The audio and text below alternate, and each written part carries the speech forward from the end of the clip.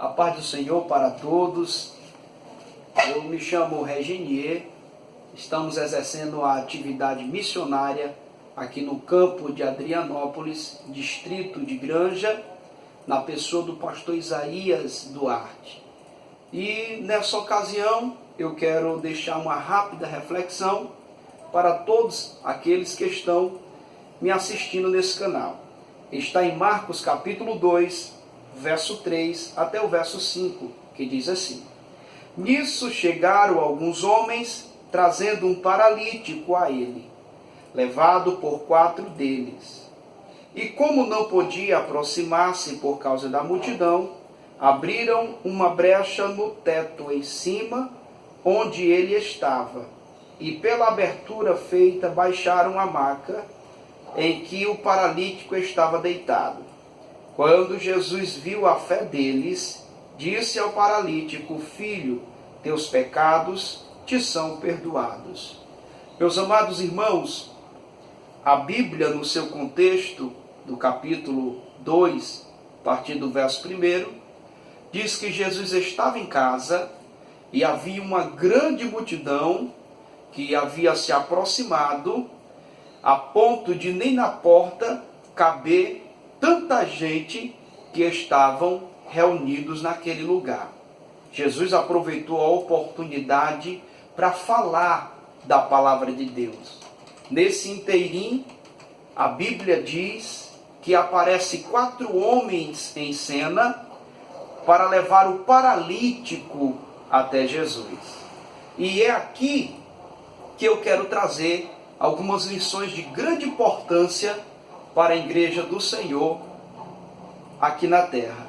A primeira coisa que a gente aprendemos é que esses 4 homens exerceram a sua fé. Eles acreditaram que Jesus era poderoso para fazer na vida do paralítico aquilo que homem nenhum poderia fazer. Só que a fé sem as obras, ela é morta. Não adiantava eles apenas crer que Jesus faria o milagre. Eles teriam que tomar uma atitude. E a atitude que eles tomou é que nos chama a atenção. A primeira coisa que nos chama a atenção é que eles atentaram para a necessidade do seu próximo. Eles atentaram para a necessidade de alguém que estava debilitado e não conseguia chegar até Jesus com as suas próprias pernas.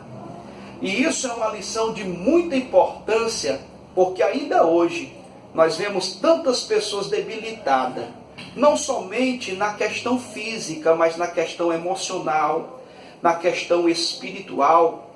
E nós precisamos tomar atitudes, nós precisamos atentar para a necessidade dessas pessoas, a fim de conduzi-las até Jesus. Até porque Jesus ele tem a solução para todos os problemas existenciais de qualquer ser humano. Então, a primeira lição é que nós precisamos atentar para a necessidade do nosso próximo. Segunda coisa que nós vemos aqui, através da atitude desses 4 homens, é que eles trabalharam de forma unida. Não foi 2 olhando para um lado e outro querendo ir na outra direção. Não, eles trabalharam num propósito, numa direção só. Eles trabalharam totalmente unidos, em favor do seu próximo. A igreja do século 21 deve ter também essa mesma ousadia, esse mesmo caráter, essa mesma simpatia, esse mesmo amor em prol do seu próximo.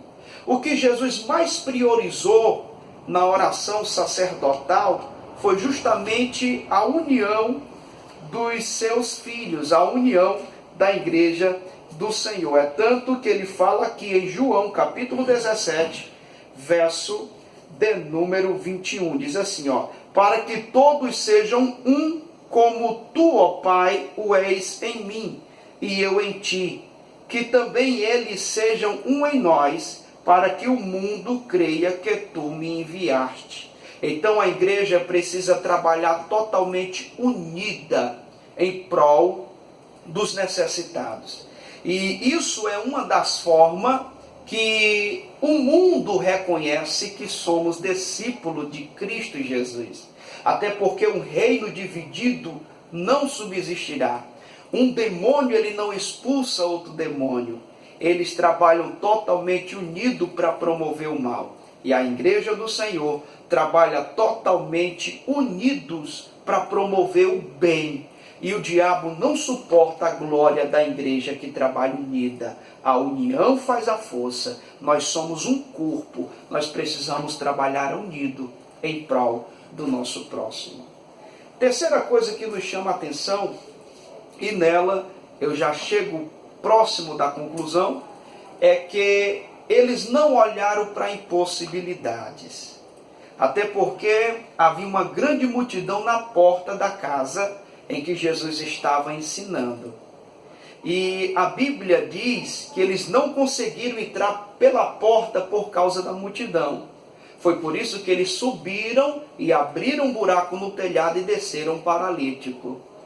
Então eu lhe faço uma pergunta: será que não daria para aquelas pessoas que estavam ouvindo Jesus pregar, será que não daria para elas abrir um espaço e deixar aquele povo passar? Eles poderiam, calma, sai todo mundo do meio e deixa eles passar com um paralítico? Eles poderiam. A questão é que tem pessoas que nem faz o bem ao próximo e nem quer deixar os outros fazer. Nem faz e ainda servem de empecilhos para as pessoas que querem fazer. Até porque essa mensagem divide dois tipos de grupos que ouvem a mensagem. A primeira é a multidão que ouviram, mas não praticaram, não abriram espaço, não se ofereceram em benefício do próximo. Mas também existe um outro grupo que é a minoria, que são os 4, que ouviu a mensagem de Cristo e obedeceram através da ação em favor do seu próximo. Agora, não é porque aquela multidão servia como empecilho que aqueles camaradas deixaram de fazer o seu propósito. Eles não olharam para a impossibilidade. Eles inventaram outra estratégia e deu certo. Porque a gente jamais pode pensar: se o fulano não faz, eu também não vou fazer. O que é que adianta eu fazer se os outros também não fazem? Jamais podemos olhar nessa perspectiva. Se ninguém quer fazer, faça você a sua parte. Vamos fazer, eu e você, a sua parte. Eu me lembro de uma história que eu ouvia quando criança, que quando uma floresta pegou fogo e vários animais estavam amedrontados, um passarinho chegava lá na água, no mar, no ribeiro, e pegava uma gota de água, botava no bico e lançava em cima do fogo. E isso fez por umas 3 vezes, e os outros animais disseram: passarinho, o que é que tu está fazendo? Tu sabe que tu não vai conseguir apagar o fogo dessa floresta? O passarinho disse: mesmo que não apague, eu estou fazendo a minha parte. Façam vocês a sua. Então, meus amados irmãos, a gente não pode olhar para quem não quer fazer. Vamos, eu e você, fazer a nossa parte. Para nós concluir, quando aqueles homens desceram paralítico, a Bíblia diz no verso 5 de Marcos capítulo 2, diz assim: quando Jesus viu a fé deles, Jesus viu a fé dos 4 paralíticos, Jesus olhou para eles e viu uma fé produtiva, uma fé que produz resultados. Nós precisamos entender, irmãos, que o Senhor Jesus, ele olha para nós. Quando ele olha para nós, o que é que ele está vendo em nossa vida?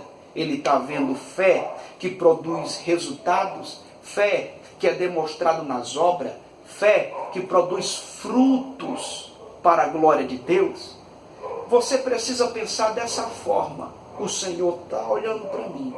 E o que é que Ele está enxergando em mim quando Ele olha para mim?